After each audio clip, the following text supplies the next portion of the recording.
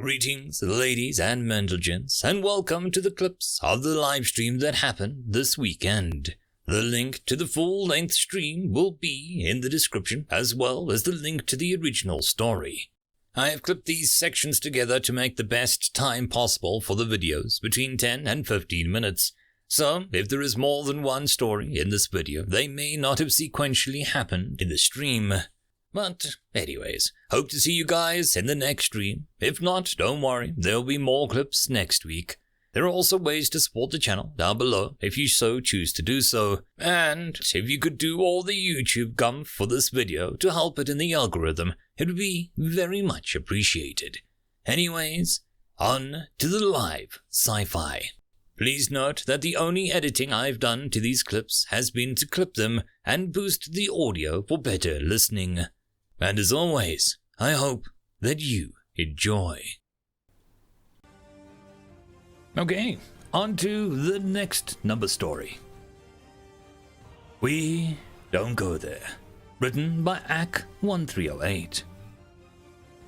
Blogs knew that he wasn't exactly book smart, but he'd been around the villain scene in the Bayview City for longer than most villains. He'd henched and minioned for more villains than most. The difference between one and the other was in the dental plan, and once even had a brief stint as a sidekick for a particularly shady vigilante. In the process, he picked up an unparalleled knowledge of the Bayview underworld, as seamy and rife with corruption as it might be. His reputation was second to none for the minutiae of a villainous life. Yep, forgot the music. Just chill that down a bit.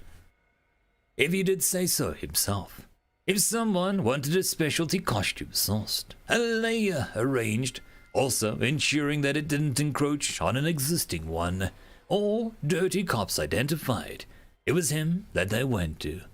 He had the broadest range of contacts, snitches, info brokers, and scallywags at his fingertips of anyone in the view. However, with all of that, he wasn't a young man. The physical stuff really wasn't his thing, and it hadn't been for quite some time. If a villain wanted a city councilman blackmailed, they came to him. If they wanted a guy beaten up, they went elsewhere.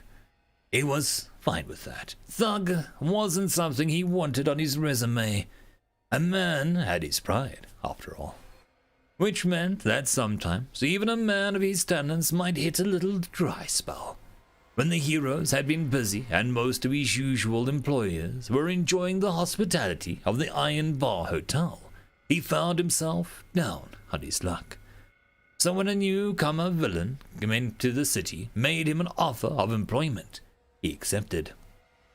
Bloodbound was not the sort of villain blogs would normally have hired out to. But money was money, and sometimes a man had to hold his nose if he wanted to get by. It would only be for a short time, he reasoned. Someone like Bloodbound was guaranteed to make the sort of enemies that didn't allow for a long career. Sooner rather than later, if he was any judge. But in the meantime, blogs would be there to keep him from making too many screw-ups, right up until the better prospect came along. 3 weeks in, blogs was starting to wonder if he was going to last. He'd worked for some of the big names and small names in the business, but Bloodbound was an impatient son of a... Also, when he came to Bayview, Bloodbound had encountered on the black of villains raising the relative number of heroes per villain, and thus decreasing the average response time to a heist, which meant that after 2 jewelry store jobs and an abortive bank hit, they barely made rent money and the low-end layer the blogs had located for them. Bloodbound was especially irate at having been forced to flee both stores and break off from the bank robbery when the heroes intruded on the scene. Blogs had arranged for exit strategies from all 3, which the man had followed. This was about the only thing that had gone to plan. Blogs was finding it harder and harder to keep him in check. This is not helped by the fact that the man was taking an interference of the heroes personally, rather than accepting the fact of life. Villains got a villains, heroes got a hero. He had a good villain space, and he wasn't bad at monologuing, but as Blogs had already noted, his attitude needed work. "This is bullcrap," he ranted, stamping back and forth within the moderately cramped lair. "How's a man supposed to build a reputation when those goddamn heroes won't get off my goddamn case?" "They're heroes, boss," Bloggs said, and his best reasoning with the boss tone. "It's kinda what they do." "Well, fine." Bloodbound clenched his fist, and the razor spurs that gave him his name slid out of his knuckles. "Maybe we should give them a reason not to." He turned to Bloggs, his eyes going hard. "You've been doing this for a long time. If anyone knows where the heroes hang their capes, it would be you." "Well, I wouldn't say that I know," Bloggs provocated. "Heroes are pretty good at keeping their secrets, just like villains. But you know some pretty good guesses, right?" Bloodbound's expression was animated now, and all we'd have to do is pay them a midnight vision. Maybe cut down a kid or two, and the next time they see me, they'll run in the other direction. He flexed his forearm muscles, and more blades slid into place. "Bloodbound is going to be a name in this town." "No, wait, see, this is not a good move, boss," Bloggs said. "Going after families, we don't do that." Bloodbound rolled his eyes. "No, you mean you don't do that. That's because you're all a bunch of wussies in this town, scared to do what a man's got to do to make his mark." "Maybe not," Bloggs said. "You haven't been around town for long. You ever heard of Charnel, or Razor Edge, or Gothican? Did you?" "No. Should I have?" Bloodbound tilted his head. "Frick it, should I even care?" "Probably." Bloggs stuck his hands into his jacket pocket. "They came to town just a few years back. Not all at once, you understand. Each of them brought in what they figured it out. Each of them figured he'd cracked the code. They went after the families, to put the fear of God in the heroes. Each one found out why he shouldn't have." "What, the heroes came after them?" sneered Bloodbound, shaking his head.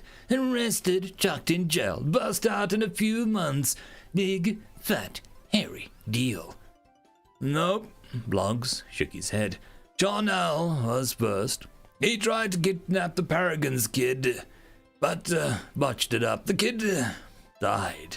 Paragon snapped, tore Charnel apart with his bare hands, then went after every villain in town, beat most of them bloody, maimed a few. Then he retired, left town. Took months before another costume villain showed his face in Bayview." "Well, crap."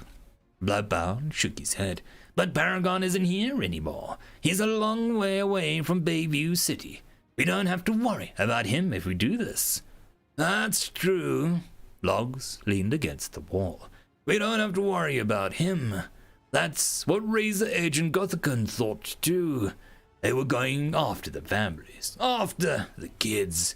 But the other villains found out." "And what did they do?" sneered Bloodbound. "Clutched their pearls?" "We couldn't risk another Paragon," Bloggs said. From his jacket pocket, he pulled a snub-nosed magnum. He wasn't one for the physical stuff, but that wasn't to say that he was bad at it. Neither was he one to shrink away from what needed to be done. None of us could. He straight-armed the firearm at Bloodbound. "That is why we villains killed them. We didn't need the heat from the heroes." "You wouldn't fricking—" Bloggs fired. The shot racketed off the room, and the bullet took his erstwhile employer in the left eye. Brains splayed across the far wall as a hollow point round blew out the back of Bloodbound's skull. The villain grumbled, the word dare unspoken on his lips. Bloggs stood looking down at him, then put his pistol away again. You'd be surprised what I'd dare. Then he looked at the spray of blood and brains across the wall and grimaced. It wasn't going to be cheap getting that cleaned off. But he knew a guy. Fortunately, the same guy that dealt with inconvenient bodies. Bayview City was good like that. End of story.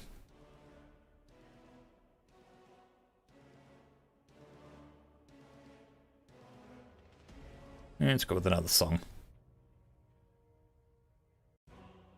There we go. That'll work for an end.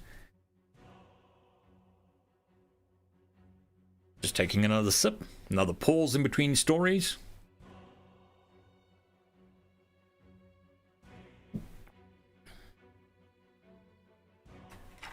Thankfully, my antihistamine seems to be working and I'm not sneezing.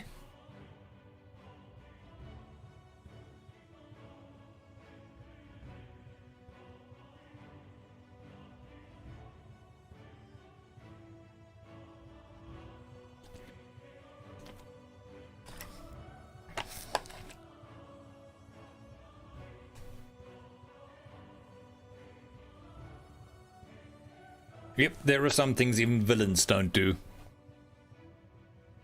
No, I like this kind of counter superhero culture thing. A different side of the superhero phenomenon.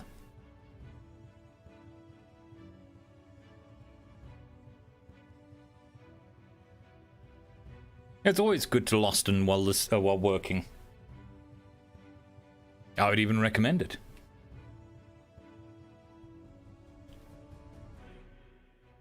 The nice thing with the stream is I can pick weird length stories that I wouldn't normally consider. Well, not considered, but that would be difficult to fit into a normal video. So, I mean, there's some 2-minute and 3-minute stories, which I don't normally do because they're a bit short. No, it's just sinusitis. No sickness. Just a good old-fashioned sinusitis. Problem is, you sneeze these days and half a dozen people dive and hit the ground. Also, I'm getting tired of headbutting my microphone.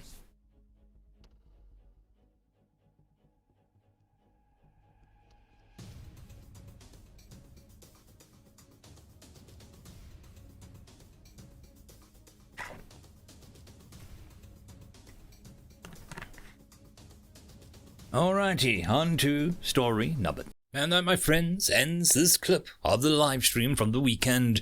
I hope that you enjoyed.